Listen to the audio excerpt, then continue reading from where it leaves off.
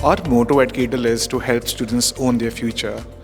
And we do that by giving students access to all the technology and the resources for them to be able to make their own decisions when it comes to choosing their careers, their courses, their universities, their study destinations. But at Craydel, we thought it has to mean more than that.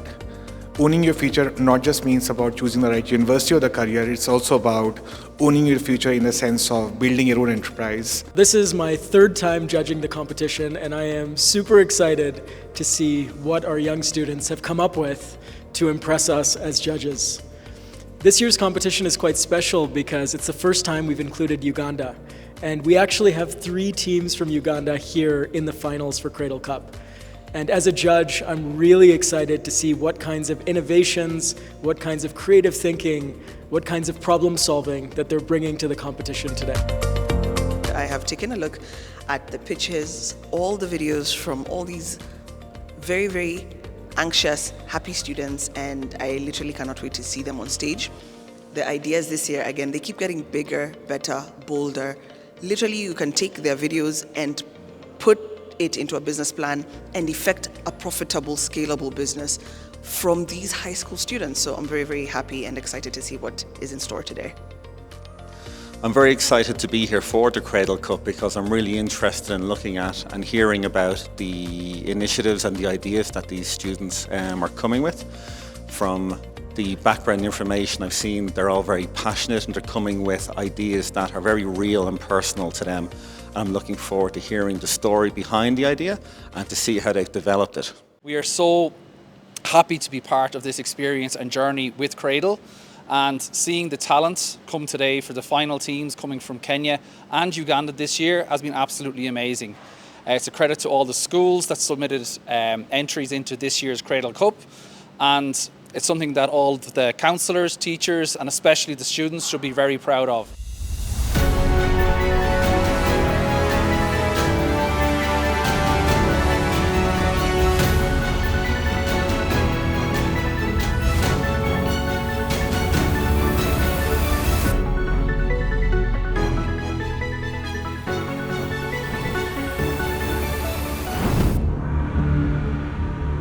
How we're feeling today? Nervous, cold, tired, exhausted, happy, excited, like every single thing. But like regardless, we're excited to be here. It's like an amazing opportunity, and we've had like a roller coaster of emotions. Like 1 minute it's like fake it till you make it, and then 1 minute it's like, okay guys, we know what we're doing. Yeah, we can do it. Yeah. A staggering 200 million disposable sanitary pads are used and discarded every month in landfills, and with even more in Africa at large. Furthermore, up to 1 million girls miss up to 6 weeks of school, with 70% reporting poor grades in Kenya. This is where we come in. Our business solves these problems by providing girls with access to safer alternatives, which are the reusable sanitary pads that you see in front of you. These pads are the alternative of the polythene bags, the newspapers, and the disposable pads that you've just seen in front of you. Furthermore, these reusable pads are cheaper for women in the long run, because they don't have to be disposed of and repurchased over and over again. These cotton sanitary pads are healthier, safer, comfortable, easy to clean, durable, and they are much better compared to other disposable products on the market, such as the single-use disposable pads, which have harmful chemicals in them. They also contain fragrances and plastics that lead to irritations, skin rashes, long term. This isn't just a pitch on a paper, because it's a platform that we are already making, connecting girls, all of the young girls, olders, all of them, to affordable products, their services, and also relatable coaches. So usually we see that most solutions end in slides, but H.A.M.M begins with a click, a chat, and a Learn in Today box. Well, one of the demonstrations you did required water, and some of the people that you're targeting to adopt the reusable pads are in refugee camps, and we know resources, for example, like water there, are scarce. How do you plan to handle adoption of your product in such areas? Well, I'm glad you asked that question because apart from, like I said, H.A.M.M isn't just stopping at reusable pads. We plan on scaling in the future and obviously subsidizing very many things. So for example, we gave an example of our soap that we said this is only like a start of where we're going to go. And when we make, let's say for example, more money in the city, we'll be able to construct boreholes, and then that will pair with the soap and the reusable pad. It almost makes like a whole system of menstrual care so that girls can be taken off completely. Once we heard about Craydel and our counselor told us about Craydel, it was very exciting because I thought of these people who have put aside their time to bring our imagination to life. I thought this is a chance for Gogo Bags not to just be an idea, but to come to life. Gogo Bags are biodegradable bags. Biodegradable means that they break down completely to nothing. So once you put such a bag in the ground, after 6 to 8 months, it breaks down and you'll find nothing, no trace, but it leaves nutrients in the soil. So it's a win-win for both the earth and us. We give you a sustainable, stylish solution that not only looks good, but also is solving the problem that we are trying to solve. See, at the end of the day, we have found a problem, but then we are also businessmen. We need to find, can this solution actually be profitable? Can we make money? Can I convince an investor to give me money to actually make these bags? So we decided on our research. First of all, a bag like this, labor. Our tailor, the one that we use right now, since we are still small and we are still moving with tailors, charges us $1, that is labor, $1 to make each bag. First of all, we are affordable. Second of all, our bag is actually biodegradable, unlike some bags that claim but are not. And then we are able to make money. But exactly how are we going to make money? So first of all, I was thinking, maybe let's set up a shop. But then the shop was kind of hard, paying the rent. It was making me be like, man, my profits are reducing. I'm going to increase the price. And I was like, no. Like, let's not work hard. Let's work smart, right? So instead of opening up our shop, we opened up websites. A website. We started social media marketing, and then we also did supermarkets, retailers, supermarket chains, retailers, schools, and other places. So they will sell for us the bag. We will make the money. Everyone goes on with an affordable bag. We are solving pollution. The investors are making back their money, and we are of course, solving our problem. First, you mentioned that you've already sold a few bags, and that some grocery stores have been calling you, or supermarkets have been calling you about your bags. Can you tell us a little bit about this? How many have you sold? What's the initial feedback been like? Okay, so in Uganda, we started small with the supermarkets near our school. There's a very big mall called S&S Mall, and we're going around checking for places where you can sell these bags, and we figured S&S would be a good place since people walk in and they have the caveras at the exit and the entrance. So anyone who's going to shop, you pick a cavera or a cart and you go in and shop. So this would be a perfect place to position our bags. So we asked them, we talked to the manager, and yes, they allowed us to put, and they were giving us a monthly check whereby the number of bags we put, they sell, and we get money, then they take off the commission. A question I have in terms of the practicality of the bag, in terms of how realistic is it that people will use it? So I get, if I'm going to a shop, if I'm purposely leaving my house to go to the shop, I will go and bring a bag, and the really nice bag you have there, it's quite bulky. Whereas a lot of people tend to go to the shops or the markets on their way home from work. And the cloth bags are really good because you just scrunch them up, stick them in your laptop bag or your handbag or whatever it is. So how do you think this fits into people's lifestyle? Is this then going to be another bag that they're going to carry? Are they going to replace their backpack with it? How do you see it fitting in to their daily life? So we have tried, first of all, to make it less pricey and to sell them in supermarkets. So if you're on your way home and you end up reaching there, you can buy it. And then that bag is quite flexible. So in case you can just keep it in your car, keep it in your bag. And then also, one of our best designs, though still coming up, are the zip-up bags. These bags can be folded and zipped so that you have a bag that size but can fit on your back. What inspired our project was my Dana, my grandmother.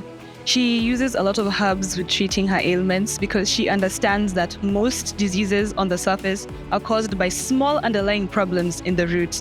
So we decided that it's really helpful if many people have access to this information. But it's just the small butterflies in my stomach, but that's manageable. It is manageable. We're actually really glad we got to see our teammates and interact with the judges. We feel a bit comfortable and we're glad that they support us and they believe in us. So we're very excited to share our idea with the world and we can't wait to see what heights are going to reach. I'd like to start with a few questions, dear judges. What's the first thing you do when you wake up in the morning? Raise your hand if it's to check your cell phone. We're all guilty. All right. Now, raise your hand again if it's your blood pressure. Oh, I don't either, but it's good to see that most of us are on the same page.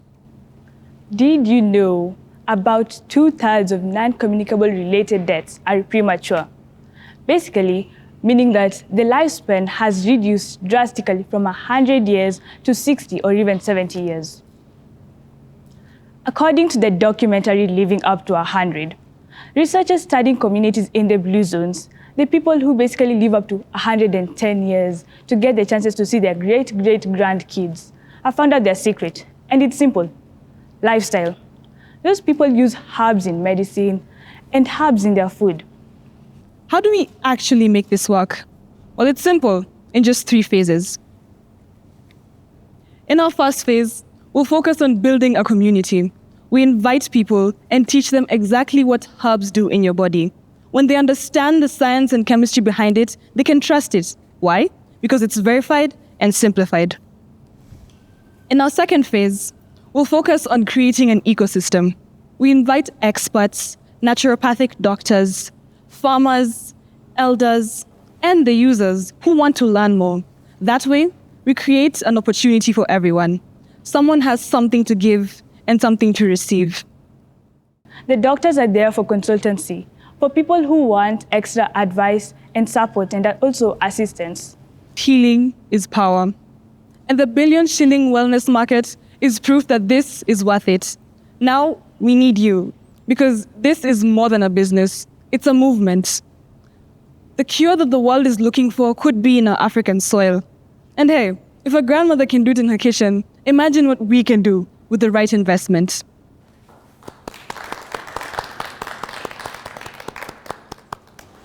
My question is, and it goes back to one of the first questions you asked. The first thing I do when I wake up is I check my phone.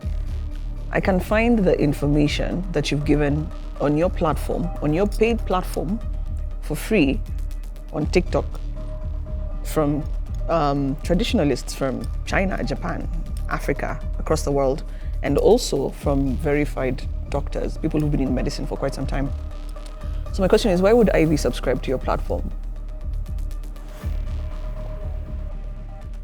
Another thing we also had in mind when we were making the platform, we felt that it would be easier when everything is in one place, because we know everyone has something to give, right? So when we create this community and this space where everyone can just bring it all together and it's simplified and it's verified, it's trustable. So that was the main goal. Have you thought about how your company will make money in this process when that same user might be able to just go to the doctor directly and come off of the platform? To keep both partners on the platform, the customer will have a discount on the consultancy, and to keep the doctors also, they'll be paid. Whichever doctors gets the highest ratings, their pay will increase. That keeps both the doctors and the customers on the platforms. We happen to live in a mosquito-infested area next to Lake Victoria. Therefore, day after day, we suffer from mosquitoes, and we needed a solution that could help us prevent the bite continuously.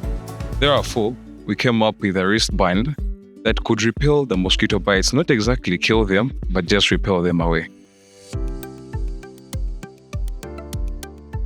In 2023, the World Health Organization carried out a research, and the conclusions of this research were 94% of all malaria cases worldwide were in the African continent, and 95% of the deaths were in the African continent. To put that in greater perspective for all of you, there were 246 million cases last year, all in the African continent alone. Mosquitoes are like small, tiny vampires flying around, sucking and feeding on your blood. And you don't want to have this with you. First of all, the bite is extremely painful and irritating, and you want to avoid that at all costs. With our wristband, we are able to repel all that away. This wristband here you see contains all the elements that are needed to repel our mosquitoes. So simply, it provides a protective bubble around you, and that bubble is of a radius of 1 meter diameter. Yeah. So therefore, I'll first have this. Now, therefore, the protective bubble doesn't kill the mosquitoes necessarily. It just prevents them from coming next to you.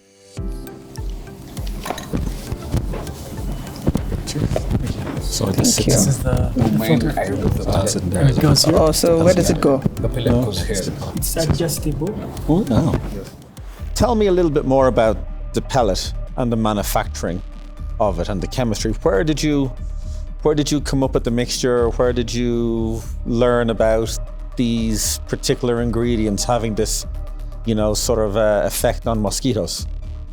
So for the band, the moment we came up with the idea, the next step would be to make this. And like I said before, since this wasn't a totally brand new idea, people had attempted to make it before. The chemistry of, let me say the amounts, the PMD takes about 6 grams, DT being the major mosquito repellent. The natural oils, which are geranio and citronella, take about 3 grams in the product. And then the vinylin, though it's very important, but takes a very small percentage, 0.2. And the beeswax takes 0.8 in the final product.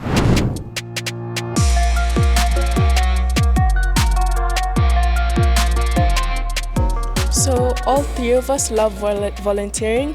We're part of the Interact Club at school, so we get to really see firsthand what happens in general hygiene challenged areas. And that's where at SAY we got our idea to make soap out of our waste oil. If you've ever been to Mombasa like us, you know that in every corner, in every estate, and in every street market, food is being fried in huge quantities every single day.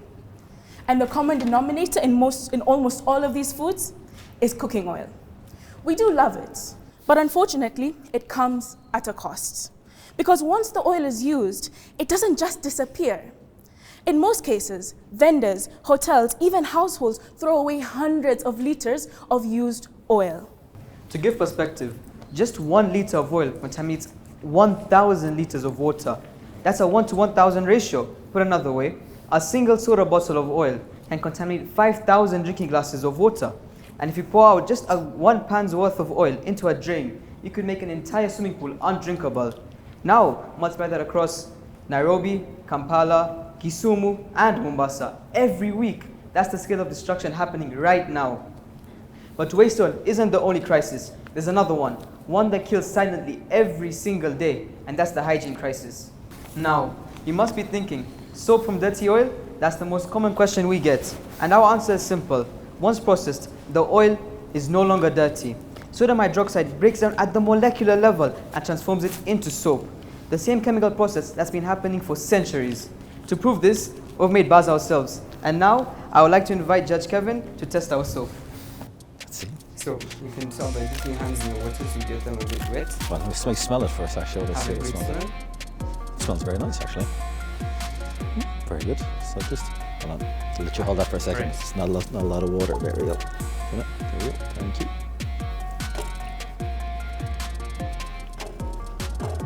Very good. Cheers. A little bit there we go. Perfect. You good? Soap Cycle will follow a 3-tier model. The first tier, direct to community sales, where we will sell affordable soap in rural and urban slum areas through kiosks and women's cooperatives for 40% cheaper than the supermarket brands. Ours will be about 30 Kenya shillings, whereas supermarket brands tend to be 40 to 50 Kenya shillings for the same size at about 200 grams. As for our expenditure, 15 will go to the cost of productions. 5 Kenya shillings will go to us, 7 will go to retailers, 3 to distributors per every bar of soap. Excellent presentation, and really love some of the fun marketing ideas that you have coming in there. But one of my first questions is in relation to the oil process. I mean, how expensive or how cheap is it to transport oil as a liquid, because it's bulky, and then clean it into a product before you can start making the soap with it? Okay, so because we're starting off small, we are going to start off with small branded containers, which will be lined with the appropriate material to ensure that nothing happens to the oil in terms chemically. And after that, as we expand and we're able to get lorries that are lined with the same material, trucks that are lined with the same material, it'll make it easier for us to transport the soap. The chemical process. Additionally, the chemical process. So it's not really explained too much. However, we go through a 3-step filtration process, where the first step is the coarse filtration, then we go to decanting, and then we go through sedimentation to make sure the oil is completely clean. So no matter where we get the oil from, our cleaning process is going to completely filter and remove all dirty particles out of the oil, making it a clean piece of soap. Clean oil, clean soap. And as for the equipment needed for that, it is relatively affordable. As we mentioned, the sodium hydroxide is also a relatively affordable chemical. I'm going to ask a very, maybe simple question, or silly question, forgive me. Is there more money in this for you reselling the clean oil as clean oil, or is there more money in it as selling it as soap? Okay, so what we know is that we're progressing very quickly. We are trying to consider, in 10 years from now, what will people need? 10 years from now, what will people not need? I know at home I have an air fryer that requires no oil, but I know in 10 years I'm still going to be washing my body with soap. So that is something that we decided to consider. Repackaging and reselling the oil, yes, we will profit, but can it work in the long term? 10 years from now, will everyone have air fryers? Will people be baking things? But I guarantee you, 10 years from now, 100 years from now, 1,000 years from now, hopefully we will still be washing our bodies with soap. Super, thank you. Excellent answer. Thank you so much. Shame. Well done.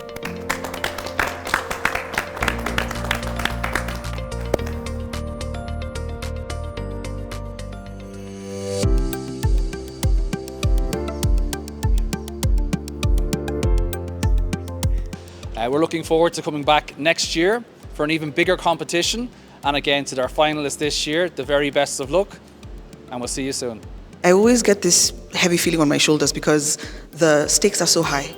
By the time you win, getting a fully paid scholarship to the university of your dreams, I feel a weight. So I hope, I make the right decisions. But that's why we have the other sets of judges as well to help with what it is that we're doing today. One of the benefits of the Craydel Cup is that it encourages young students to think with an entrepreneurial mindset to find solutions to today's problems.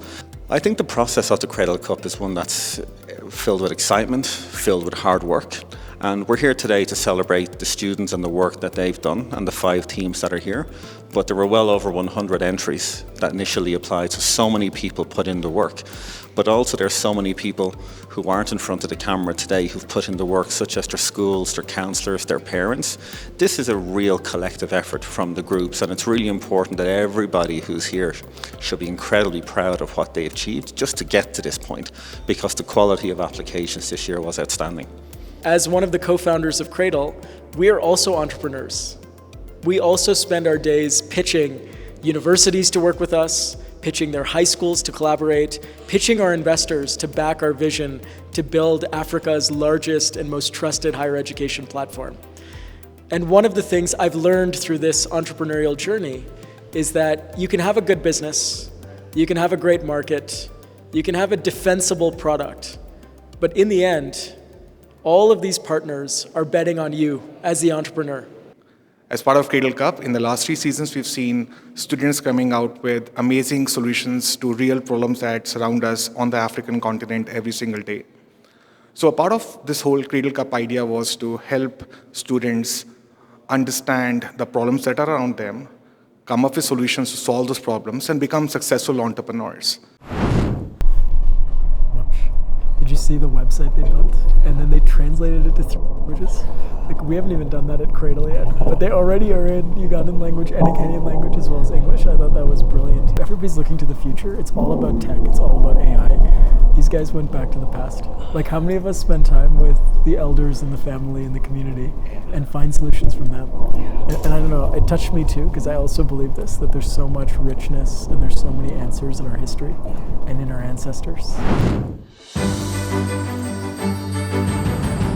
Good evening, everyone. My name is Erin O'Sullivan and I am the Deputy Head of Cooperation at the Embassy of Ireland in Kenya. I'd like to start by saying congratulations to all of the finalists in front of me here today. You have travelled from far and wide, from Kampala, Eldoret, Mombasa, to take part in this competition. Your innovative ideas are innovative, inspiring, and highlight the talent and innovation of Ugandan and Kenyan youth. At Griffith College, we're delighted to be able to support events like the Craydel Cup. We believe it gives young people an opportunity to challenge themselves, to challenge their mind, to challenge the world in which they live, to look at problems for social challenges in new and innovative ways.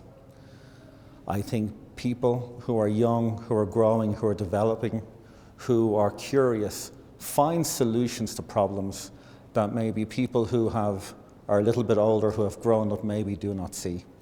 And that has come true in the presentations that we have seen today. You know, this is a very special day for us at Craydel. This is the 3rd time that we've done Craydel Cup. And I want to start by sharing my appreciation to the Deputy Ambassador, Mrs. Erin O'Sullivan, for making her way all the way to this competition and being here today. And to her colleagues, Sarah and Naomi, for also being here and supporting us. It means a lot to us at Craydel that you would make the effort to be a part of this competition.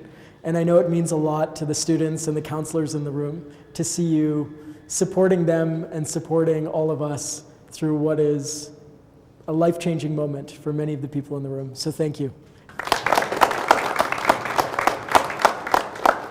And so I'm so thankful to the Griffith team, and I hope you pass our regards to the entire team back in Ireland.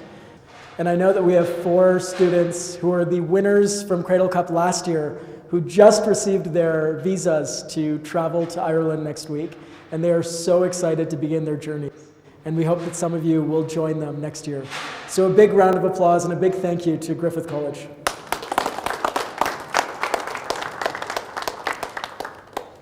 And lastly, I'd like to thank the entire team from Craydel. So before we announce the prizes for today, we wanted to start with the People's Choice Award. Now, I think you all know the winner of the People's Choice Award because they not only looked into the future to find a solution, but they looked into our past. And that is the team from Nova Pioneer Eldoret.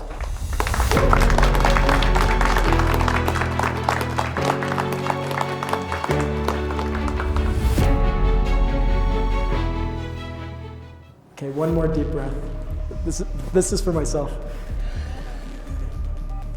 The second finalist for Craydel Cup 2025 is from Nova Pioneer.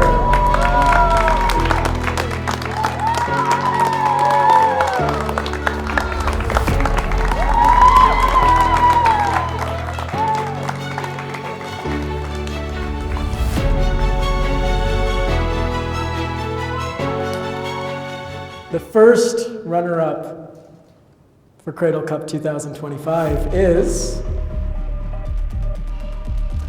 a team that came up with a solution to a problem that all of us as judges agreed is something that is a really important problem to solve on this continent. From the great country of Uganda, from Light Academy, Team Candle.